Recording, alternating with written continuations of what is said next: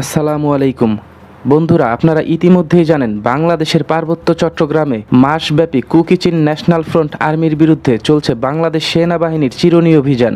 এখন দেখুন, বাংলাদেশ সেনাবাহিনীর এই যে অভিযান পরিচালনা করা এবং কুকি-চিন ন্যাশনাল আর্মির বহু সদস্যকে আটক এবং হত্যা করা, তার মধ্যেও কিন্তু পুরোপুরিভাবে কুকি-চিন ন্যাশনাল আর্মিকে দমাতে পারছে না। তবে বাংলাদেশ সেনাবাহিনী 2023 সালের অভিযানে ব্যাপক সাফল্য পাচ্ছে। যদিও বান্দরবনে কুকি-চিন ন্যাশনাল ফ্রন্ট আর্মির প্রধান ঘাঁটি ইতিমধ্যেই ধ্বংস করেছে বাংলাদেশ সেনাবাহিনী, যে ঘাঁটিটি ছিল বাংলাদেশে প্রশিক্ষণ নেওয়া কুকি-চিন আর্মির প্রধান ঘাঁটি, যেখান থেকে বিপুল পরিমাণ অস্ত্র এবং খাবার সহ বিপুল পরিমাণ রসদ জব্দ করে বাংলাদেশ সেনাবাহিনী। এখন এই জায়গায় বলে রাখা ভালো, সেনাবাহিনীর উপর একের পর এক অতর্কিত হামলা পরিচালনা করছে। সেই হামলা পরিচালনা করতে সেখানে তারা ব্যবহার করছে উচ্চ প্রযুক্তির আধুনিক অ্যাসল্ট রাইফেল এবং আধুনিক ল্যান্ড মাইন ও স্নাইপার রাইফেল। এখন এই জায়গায় বলে রাখা ভালো, এই যে আধুনিক অস্ত্রে সুসজ্জিত হয়ে কুকি-চিন ন্যাশনাল আর্মি যে বাংলাদেশের পার্বত্য অঞ্চলে বাংলাদেশের সেনাবাহিনীর উপর হামলা পরিচালনা করছে, এখন এই আধুনিক অস্ত্রের যোগান দিচ্ছে কারা? বন্ধুরা, কুকি-চিন ন্যাশনাল আর্মি বাংলাদেশ সেনাবাহিনীর বিরুদ্ধে যে ধরনের আধুনিক অস্ত্র দিয়ে হামলা পরিচালনা করছে বা যে সকল দেশের তৈরি উচ্চ প্রযুক্তির সমরাস্ত্র ব্যবহার করছে, তার মধ্যে উল্লেখযোগ্য যুক্তরাষ্ট্র, যুক্তরাজ্য, জার্মানি এবং রাশিয়ার তৈরি বিভিন্ন ধরনের আধুনিক অ্যাসল্ট রাইফেল, যা কিন্তু তারা ভারতীয় হামলা পরিচালনা করতে ব্যবহার করেছে। দেখুন, পূর্বে কিন্তু কুকি-চিন ন্যাশনাল আর্মির কাছে এত আধুনিক প্রযুক্তির অ্যাসল্ট রাইফেল বা ল্যান্ড মাইন ছিল না। এখন এই যে আধুনিক অস্ত্র পরিচালনা করার যে সক্ষমতা এবং উন্নত প্রযুক্তির ল্যান্ড মাইন ব্যবহার করা, এগুলো কিন্তু এমনি এমনি হয়ে যায়নি। এই আধুনিক সমরাস্ত্রের যোগান অবশ্যই কোনো না কোনো সংগঠন দিচ্ছে, এটা এক প্রকার নিশ্চিত। এখন এই জায়গায় বলে রাখা ভালো, বাংলাদেশেই যে শুধুমাত্র কুকি-চিন ন্যাশনাল আর্মি সক্রিয় আছে তা কিন্তু নয়। কুকি-চিন ন্যাশনাল আর্মি ভারত এবং মিয়ানমারেও সক্রিয়ভাবে হামলা পরিচালনা করার মাধ্যমে তাদের উপস্থিতির জানান দিচ্ছে। এখন দেখুন, বাংলাদেশের পার্বত্য অঞ্চল ঘিরে আমাদের পার্শ্ববর্তী ভারত এবং মিয়ানমার দুইটি দেশেরই দুর্গম পাহাড়ি অঞ্চল রয়েছে, যেখানে দিনে রাতে কোনোভাবে বাংলাদেশ বর্ডার গার্ড বিজিবি পরিপূর্ণভাবে নিরাপত্তা নিশ্চিত করতে পারে না, কারণ অঞ্চলগুলো অত্যন্ত দুর্গম। আর এই সুযোগটি পুরোপুরি ব্যবহার করছে কুকি-চিন ন্যাশনাল আর্মি। এই জায়গায় বলে রাখা ভালো, কুকি-চিন ন্যাশনাল আর্মিকে এই যে আধুনিক অস্ত্র এবং উন্নত প্রশিক্ষণ তা দিয়ে সহযোগিতা করছে মিয়ানমারের কাচিন রাজ্যের অত্যন্ত শক্তিশালী সন্ত্রাসী সংগঠন কারেন আর্মি।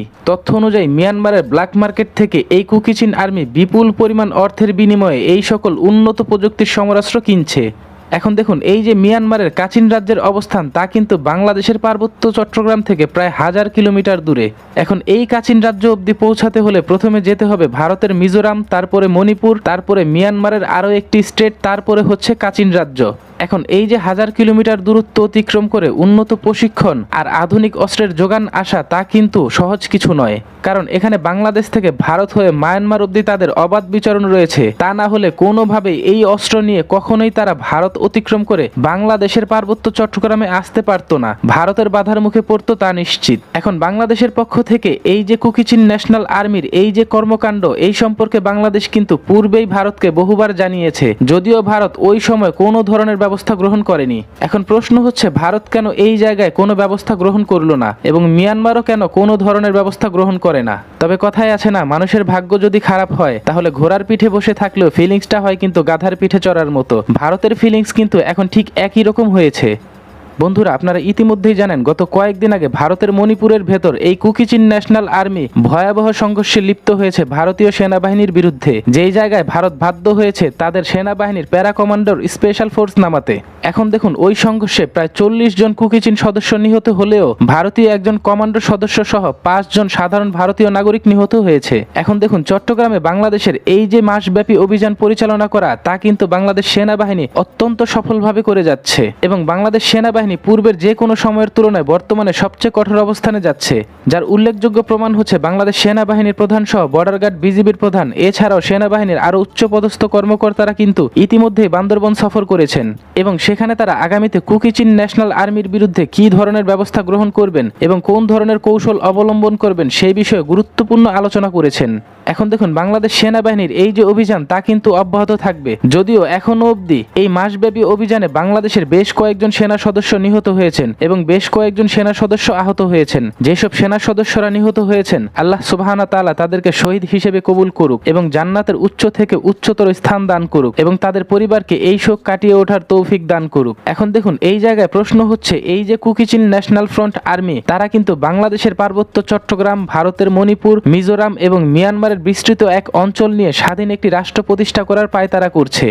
এখন এই জায়গায় প্রশ্ন হচ্ছে, কুকি চিন ন্যাশনাল ফ্রন্ট আর্মির এত শক্তির উৎস কি এবং কারা তাদেরকে সহযোগিতা করছে, কাদের মাধ্যমে অর্থের যোগান আসছে, কিভাবে এত সমরাস্ত্র তাদের হাত অবধি পৌঁছাচ্ছে এবং তা নিয়ে তারা কিভাবে হাজার কিলোমিটার পথ অতিক্রম করে বাংলাদেশের পার্বত্য চট্টগ্রাম অবধি পৌঁছাচ্ছে। এখানে কিন্তু বড় একটি প্রশ্ন থেকেই যায়। দেখুন, এই যে কুকি চিন আর্মি, তারা কিন্তু জাতিগতভাবে খ্রিস্টান এবং তারা যে পশ্চিমার সহযোগিতা পাবে তা কিন্তু এক প্রকার নিশ্চিত। বহির্বিশ্বের এমন কিছু প্রতিষ্ঠান আছে যাদের কাজই হচ্ছে বিভিন্ন দেশের মধ্যে অস্থিরতাকে উস্কে দেয়া এবং নিজেদের রাজনৈতিক ফায়দা হাসিল করা। কুকি চিন ন্যাশনাল আর্মির মতো ক্ষুদ্র একটি সংগঠন কখনোই একটি স্বাধীন দেশ প্রতিষ্ঠা করতে পারবে না। তবে তারা যা পারবে তা হচ্ছে একটি দেশে অস্থিরতা তৈরি করতে, একটি দেশের অভ্যন্তরীণ পরিস্থিতি ঘোলাটে করে তুলতে। আর এই ঘোলাটে পরিস্থিতির ফায়দা নেওয়ার জন্য তো বিশ্বমোড়লরা তৈরি থাকে, যার উল্লেখযোগ্য উদাহরণ হচ্ছে তুরস্কের মধ্যে পিকেকে বিদ্রোহী সংগঠনকে আমেরিকা সহ পুরো ইউরোপের সমর্থন দেয়া।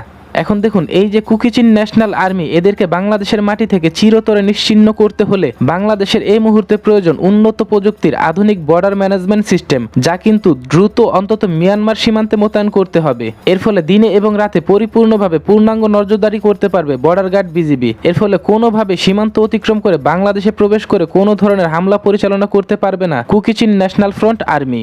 যদি তারা অনুপ্রবেশ করেও বাংলাদেশে, তাহলে বর্ডার গার্ড বিজিবি থেকে তথ্য সংগ্রহ করে সরাসরি অভিযান পরিচালনা করতে পারবে বাংলাদেশ সেনাবাহিনী। তবে সেনাবাহিনীর জন্য আরও দুটি সমরাস্ত্র এই মুহূর্তে অত্যন্ত জরুরি, তা হচ্ছে উন্নত প্রযুক্তির অ্যাটাক ড্রোন, যা কিন্তু বাংলাদেশ সেনাবাহিনী ইতিমধ্যে তুরস্ক থেকে ক্রয় করেছে। তুরস্কের নির্মিত বাইরাক্তার টিভি-2 ড্রোন দিয়ে দিনে ও রাতে সফলভাবে হামলা পরিচালনা করতে পারবে এবং পরিপূর্ণভাবে কুকি চিন ন্যাশনাল আর্মিকে নির্মূল করতে পারবে। এবং সময়ের দাবি হিসেবে সেনাবাহিনীর এই মুহূর্তে দ্রুত প্রয়োজন অ্যাটাক হেলিকপ্টার, যার মাধ্যমে পুরো পার্বত্য অঞ্চল জুড়ে বাংলাদেশ সেনাবাহিনী পরিপূর্ণভাবে নিয়ন্ত্রণে রাখতে পারবে। তো বন্ধুরা, কুকি চিন ন্যাশনাল আর্মির ভারতের ভেতর হামলা পরিচালনা করা এবং বাংলাদেশ সেনাবাহিনীর পার্বত্য অঞ্চলে চিরুনি অভিযান পরিচালনা করে কুকি চিন ন্যাশনাল আর্মির প্রধান ঘাঁটি ধ্বংস করা সম্পর্কে আপনি কি ভাবছেন? আপনার মূল্যবান মতামতটি জানিয়ে দিন কমেন্ট বক্সে। ভিডিওটি ভালো লাগলে লাইক, কমেন্ট, শেয়ার করুন এবং নিয়মিত এই ধরনের বিশ্লেষণমূলক ভিডিও পেতে চ্যানেলটিকে সাবস্ক্রাইব করে সঙ্গে থাকুন। ধন্যবাদ।